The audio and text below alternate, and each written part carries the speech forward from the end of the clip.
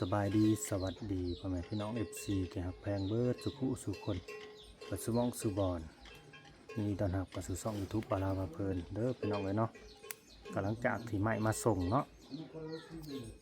เหตุเพื่อนของน้องซ้อนน้องมิเพิ่นนั่นแหละเนาะไม้มาส่งเป็นที่เรียบร้อยแล้วเขาก็เมื่อแล้วน้องเพิ่นก็เก็บเมียน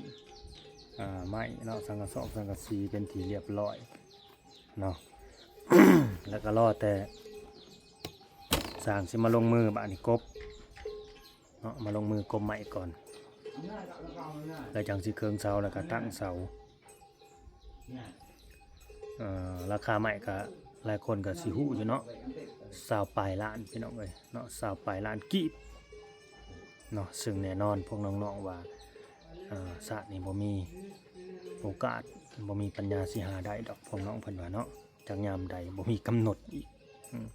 ชีวิตของพวกน้องนี่ก็คือมีแต่สิอยู่ไปแบบนี้แหละหาอยู่หากินไปเป็นวันๆแต่ละมื้อให้กุ้มมื้อว่าจะให้รอดแต่ละมื้อล่ะคือพอนะความเป็นอยู่ของเขาหั่นแหละเนาะคันสิหาเฮ็ดหาการหางานหาเงินที่ว่าเป็นเกาะเป็นกำนี่บ่ได้พี่น้องเอ้ยบ่ได้กันไปไทยก็ต้องลงทุนเฮ็ดบัตรเฮ็ดเบอร์ได้จังไปได้คู่มือนี่เนาะต้องเฮ็ดบัตรเด้ต้องมีเงินเด้เฮาสิไปแบบหลักเลาะบ่ได้เด้คู่มือนี่โดนจับมาก็ช่วยอีกเด้คู่มือมันบ่ง่ายเด้เนาะไปไทยไปไสคือกันไทยสิมาลาวลาวสิไปไทยหรือสิไปไสก็ตามแต่คู่มือนี่มันขึ้นอยู่กับระเบียบกฎหมายบ้านเมืองเพิ่นนั่นแหละเนาะเฮ็ดหยังก็ต้องให้มันเข้าตามตอกออกตามประตูอีหยังเพิ่นว่าแนวนี้เนาะ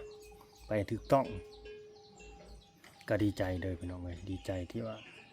บ่าวลาวเนาะได้เป็นส่วนหนึ่งเป็นสะพานบุญให้น้องๆเพิ่นเนาะได้มีเฮือนมีซานอยู่เนาะก็ขอบคุณ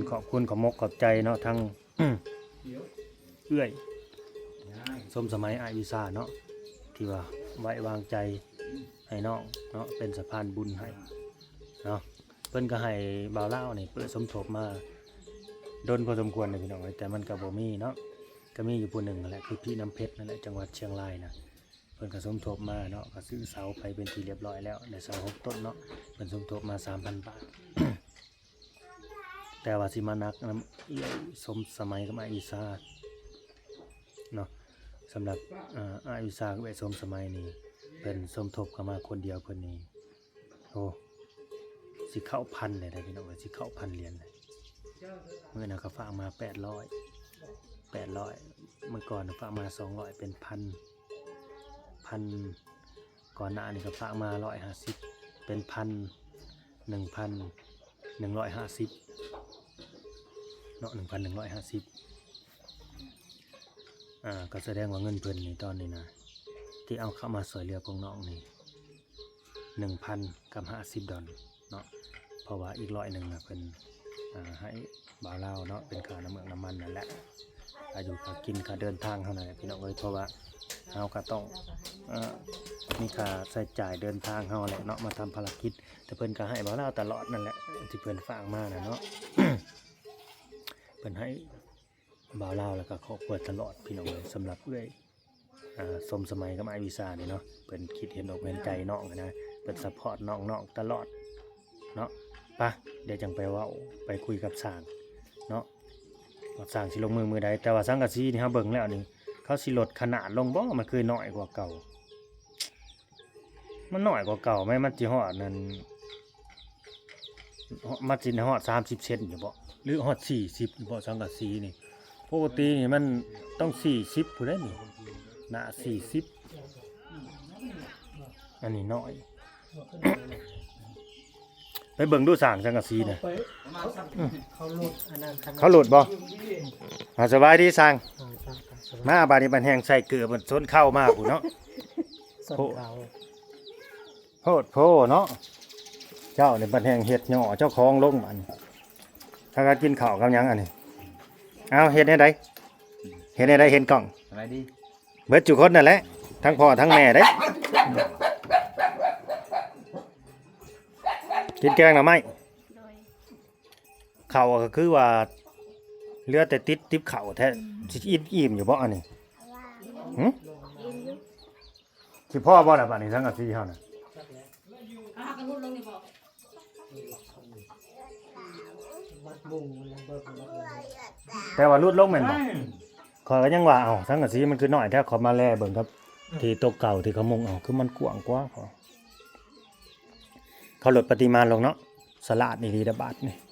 พวกกันผลิตสังกะสีนี่ ผลิต สงสัยเขาสิให้ไปใส่โลซิกเบิดแล้วมั้งเขาสิบ่ให้ใส่สังกะสีแล้ว เป็นแมนตัวหิน ไม้นี่ก็มีแต่ไม้ดีๆทั้งนั้นได้สร้างเลย ดีเนาะ แม่นพันพอบ่พอจังไดเจ้าก็หาผิดชอบเด้อบ้านนี่เบิดหน้าที่เขาได้ก็สั่งมาตามออเดอร์เจ้าได้คันบ่พอแล้วเจ้าหามาตื่มเด้อบ้านนี่สร้างเอาแน่นอนไดเอาตกลงกันแน่นอนได โอเคโอเค แลหินนี่หินกับทรายนี่คอยบอกน้องเพิ่นแล้วว่าให้ไปตักเอาอยู่เฮือนนั่นเขาน้องเติ้นน้องมิหินหั่นนะเวลาเฮาสิมาเทเสาหั่นนะ ยังเรืออยู่บ่ล่ะ หินน่ะมันเรือหลาย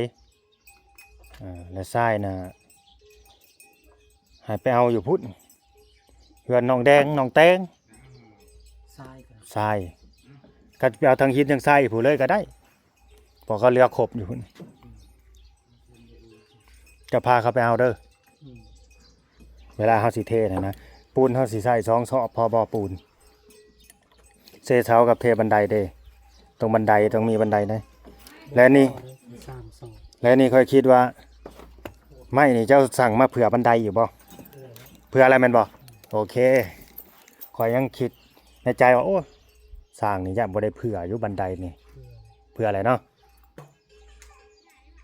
ถือว่ารอบครอบเนาะรอบนี้เนาะ โตหน้า12เลย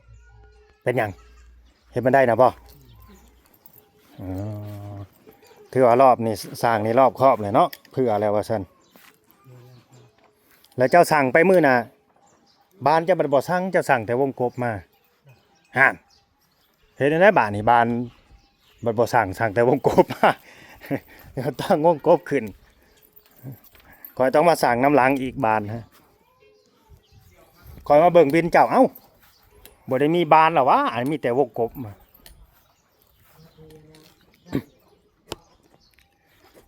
สังกะสีมันน้อยอีหลีพี่น้องเอ้ยเฮาว่ามันน้อยนะ ได้ประมาณนั้นเท่าไหร่วะคืบหนึ่งนี่มันสิได้20เซนเนาะ40ประมาณ50ประมาณ50เซนโอ้ปกตินี่60บ่อ๋อแผ่นละ60เนาะความกว้างมันเนาะอันนี้สิประมาณ50เขาลดลง10เซนผมว่า ถ้าไปทอดแผ่นนึง นำแผ่นเนาะ เราละแผ่น บ่พอเป็นหยังดอกเฮาก็สิซื้อเอามาต่อเฮาก็ได้คันว่าบ่พอมันจัง ต่อเอา ก็ใส่รถมามันจังสิง่ายเด้ก็จะเอาแบบตัวยาวเลยบ่ได้ดอก ได้แล้วก็มีคนนั่งข้างนอก อืม มานั่งได้ก่อนใกล้เลย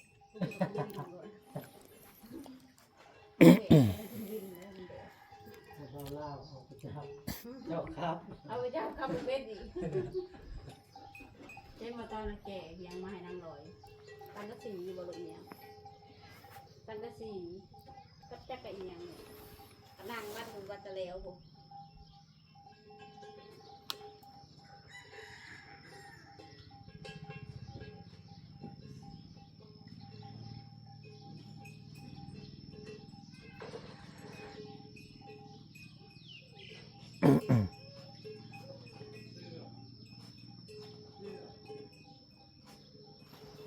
ไก่กินอิหยังอยู่ในเทิงน่ะกกเขียกเนี่ยปลาไหลไหม มีข้าวสารเนาะ ถ้าอยู่ดอกไก่เจ้าของ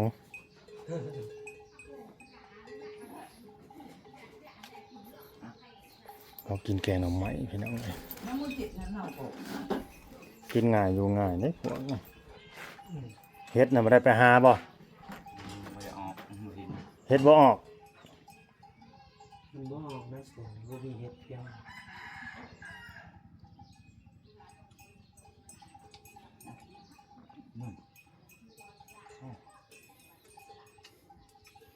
เฮ็ดไปออกอยู่แต่เซโนเนาะ เห็ดเพียงออก จะมาพี่เฮ็ด อยู่ตลาดว่า อ่ะ เป็นเดือนตลาดครบรวมนะไปหามาเบิดเป็นเรือฮอตใต้ออกไปแล้ว บ่ได้บ่ เออ ฝนตกมื้อน่ะบ่ได้แห้งบ่ แห้งว่า น้ำบ่ฮกให้หน้าบ่ บ่แห้งธรรมดา คือเห็นพวกนั้นดำนาอยู่ไกลมานพี่น้องเจ้าน่ะเป็นดำนา เขาดำเนี่ยเขาดำแค่ เจ้าหาพันได้ดำจะกกบ่ บ่ อ่าเห็นเขาดำมากล้าน้อยๆดอกเขาดำน่ะอืม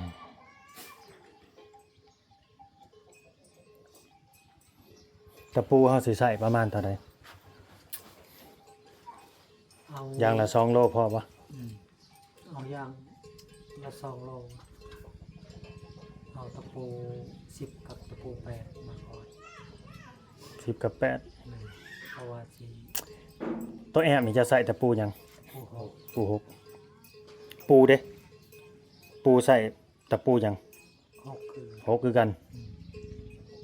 บ่ได้ใส่8บ่ บ่เป็นยาว แอมก็หกปูก็หกเนาะ ห้า ตะปู10เฮาสิมาตอกไม้เส้น ห้า เอา11รถเป็นหยังมันจังใหญ่ นะ เอา11รถบ่ได้บ่ตะปู8สิมาตอกหยังนี่ เอาตอกพวกไม่เสร็จนะ 8กับ10 48พวกนั้นเลย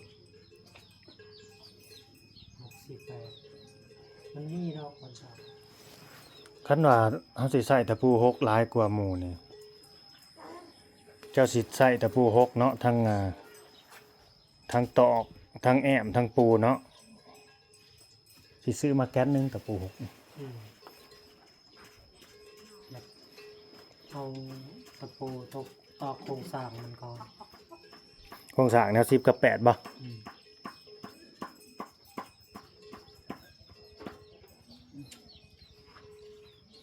10กับ8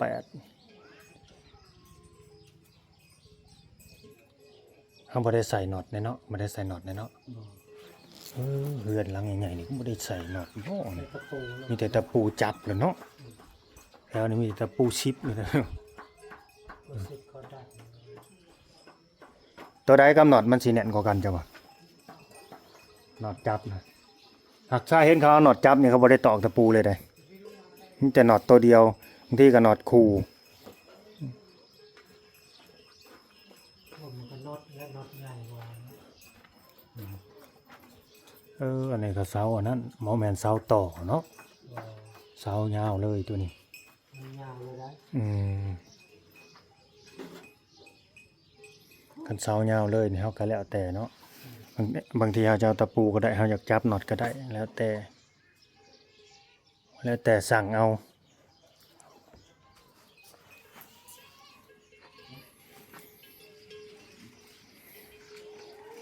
ไม่ได้เองไม่ได้สักพันนั่นเลยไม่ได้ตัวนึงเลยเดือดดูเนี่ยดูแล้วก็กาดู บ่บ่ สักพัน เขาเดิน ความฝันเขาเป็นจริงมาคิดมาฝันนี่นะยังถามว่าน้องช้อนคือจ่อยถ้าไปเฮ็ดปีสังมาอดข้าวอดหน้าบ่หรือว่าจังใดหรือว่าถูกเวียกบ่กินข้าวแซ่บอยู่บ่คือว่าตอนเฮ็ดนักวิทย์คือว่ามีซีมีหนัง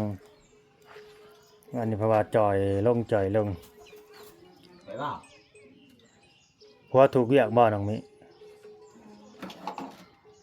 เฮ็ดงานหนักโพดบ่หรือว่าจังใด เฮ็ดเงินนะ ถ้าไม่ย่างงานกับมีเฮามีวันเฮ็ดอะไร อืม ไปแล้ว อย่างน้อยเฮ็ดงานหนักจังว่าจ่อยลง บ่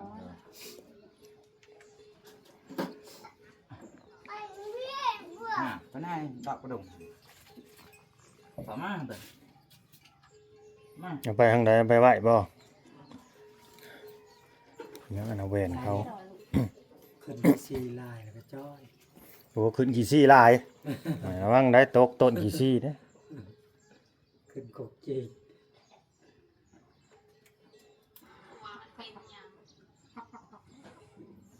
เ เพื่อนนี่ก็คือสิหลายปีเลยเนาะหลังนี่ก็เนาะ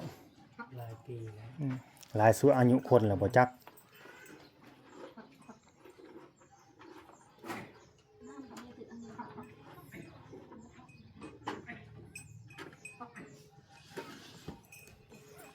พี่มานั่งพี่น้องมิ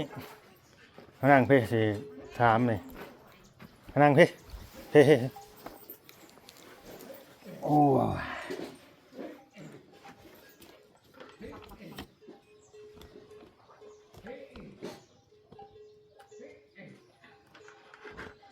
แม่มาเห็นลูกสาวได้เพื่อนนี่ก็โอ้เนาะคือสิดีใจนะมุมหุ่มเนี่ย ไม่ใช่เคย แม่นไผสิคิดสิฝันเนาะว่าสิได้ใช้เวลา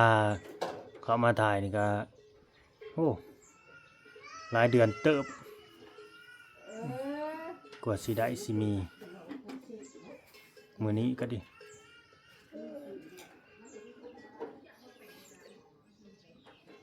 บอกผัวอยู่บ่มือมาแจ้งข่าวนะ โดย กินน้ำแล้วมานั่งน้ำกันอยู่พี่เด้อ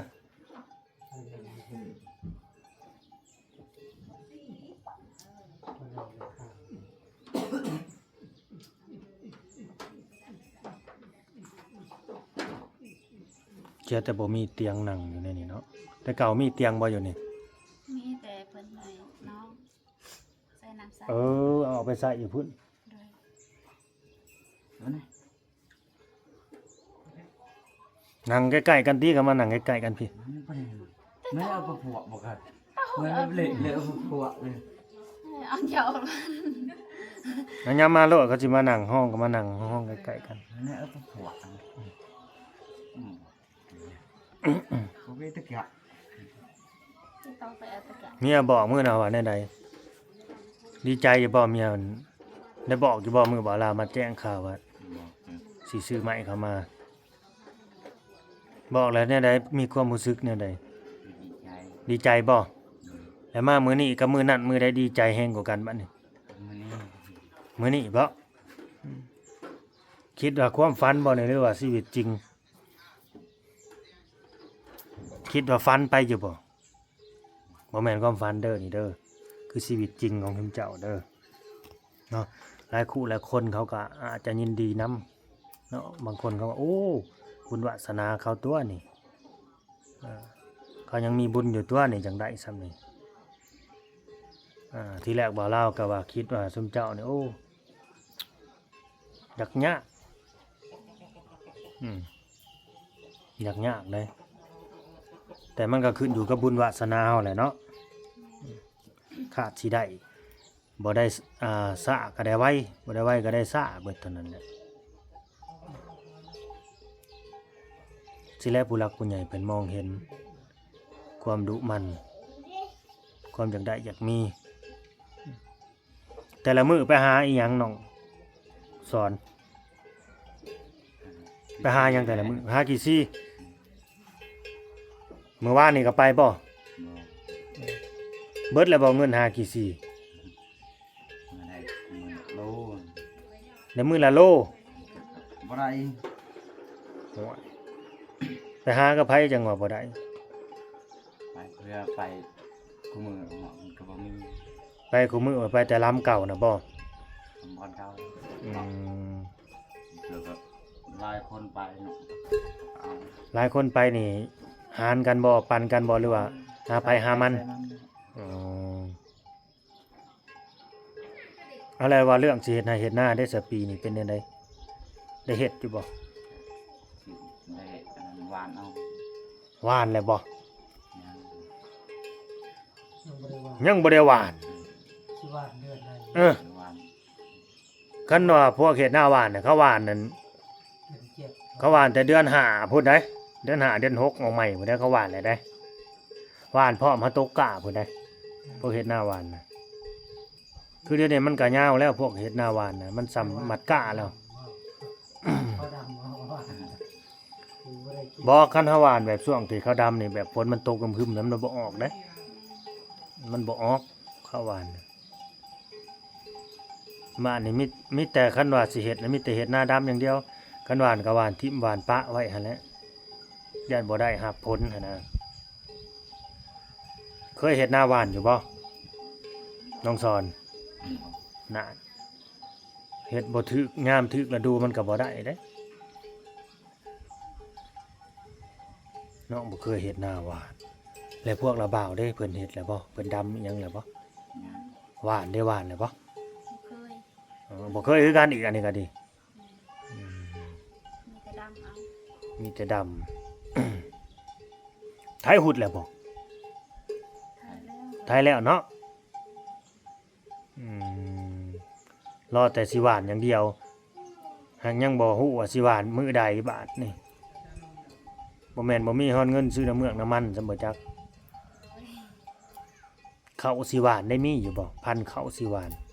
จะเอาให้ โอ้เพิ่นเอาให้แล้วโอ้ยจังน้อยเนี่ยมันก็สิไปชี้กินเบิดเท่านั้นแหละ รอมื้อรอวันมันบ่ไปหวานจักเทื่อแน่นี่คิดว่าสิได้เฮ็ดนาอยู่บ่ซุมเจ้าปีนี้หึน่ะมันหลามันสวยไปแล้วจังน้อยนี่หมู่มันมีแต่รอแต่สีดำเจ้าเพราะว่าสิหวานบัดยังบ่ทันได้หวานอยู่มันเบิดยามหวานแล้วมีแต่สิหวานกะเบิดเท่านั้นแหละคันหวานก็ เตรี ได้ ยมดำหมดเลย แม่น เราเตรียมดำแล้วเอาบัดสิไปหวานจังได๋คันหวานหวานหน้าโคกนะแบบมันบ่กักเก็บน้ำมันได้นะอาจจะออกอยู่อะนะหักหญ้าอันนี้ติ ยาลาว หญ้าสิหลายปานนี้อืมแนวใดก็ตามแต่เนาะสู้ต่อไปดิ้นรนกันต่อไปหั่นแหละเฮ็ดอโลดในใดมันสิได้กินข้าวก็ดิเฮ็ดสมกำลังเฮาหั่นแหละสมเหือสมแรงเฮาบ่เหนือความพยายามเฮาดอกบ่ได้น้อยก็ได้หลายก็ได้ลงมือเฮ็ดไปเลยแม่นบ่สร้างหวานคือกันบ่ได้น้อยก็ได้หลายกันน่ะได้หวานไปเลยมันหนักสิเป็นหมากให้เฮาอยู่ดอก มันต้องได้ มันต้องได้ก็ดีใจนำซุมน้องเนาะที่ว่าสิได้เฮือนได้ซ่านแล้วพี่น้องเอ้ยเนาะก็มีแต่มื้ออื่นสร้างก็สิเข้ามาเริ่มกบไม้นั่นแหละกบไม้ก็ใช้เวลาประมาณจัก2มื้อ3มื้อผู้แม่นบ่สร้างก็จักสิได้ซื้อตะปูเข้ามาบัดนี้บัดซื้อเข้ามานี่ก็สิซื้อทั้งตะปูแล้วก็ซื้อทั้งปูนเข้ามาไว้เลยนะ มันกระเทินได้เข้ามาแล้วก็สิซื้อมาบาทเดียวก็ฝากให้เด้อพี่น้องเอ้ยเนาะสำหรับเคสนี่ค่าสร้างเพิ่นน่ะว่า13,000พี่น้องเอ้ยแต่ยังบ่ได้มีจักกี่จักบาทดอกค่าสร้างก็ดิถ้าเกิดว่ามีผู้หลักผู้ใหญ่เนาะเข้ามาเบิ่งมาชมแล้วอยากช่วยเหลือแบ่งเบาแบ่งปันกันเนาะเรื่องค่าค่าสร้างกับผู้ใดที่ว่าอยากช่วยเหลือทางค่าสร้างก็ยินดีเด้อพี่น้องเอ้ยเนาะยินดีที่จะเป็นสะพานบุญให้เนาะค่าสร้างนี่13,000 บาทขนาดเทือนนี่4x4เนาะ เราก็สิได้จบคลิปไว้ซ้ำนี้แหละขอบคุญขอบคุณ FC เนาะผู้ใหญ่ใจดีใจบุญเนาะโดยเฉพาะก็เอื้อยสมสมัยไอวีซ่าเนาะให้เพิ่นอยู่ดีมีแห้งให้เพิ่นร่ำเพิ่นรวยให้เพิ่นโสเพิ่นมาเนาะอายุมั่นขวัญยืนเนาะตกน้ำก็บ่ให้ไหลตกไฟก็บ่ไหม้เฮ็ดหยังทำหยังก็ให้เพิ่นขึ้นให้เพิ่นเกินให้เพิ่นเจริญเนาะขึ้นรถลงเรือขึ้นเครื่องก็เดินทางด้วยความตลอดปลอดภัยไปถึงจุดหมายปลายทางเด้อทางเอื้อยกับอ้ายเพิ่นก็ดีเนาะให้โชคให้มานให้อายุมั่นขวัญยืนตลอดปีแล้วก็ตลอดไปอยู่เป็นโฮมโพโฮมไซให้น้องให้นงให้ลูกให้หลานไปดนมีหยังอยากฝากถึงผู้รักผู้ใหญ่เพิ่นบ่ซุมเจ้าบ่มีแล้วก็ให้จำชื่อเพิ่นไว้เด้อบ่ให้ลืมคนที่มีบุญคุณกับเฮาเด้อบ่ให้ลืมให้จำไว้เนาะผู้ใดที่ว่าเคยช่วยเหลือเคยมีบุญคุณกับเฮาก็ดีแล้วก็เรื่องขอบบุญขอบคุณผู้รักผู้ใหญ่เพิ่นก็ให้ฝึกเว้าหัดเว้า ให้มันคล่องมันแคล่วเด้อตามนั่นแหละเนาะเอาสบายดีบ่มีหยังก็สบายดีได้สิได้จบคลิปได้อบาดนี่เนาะก็เรื่อง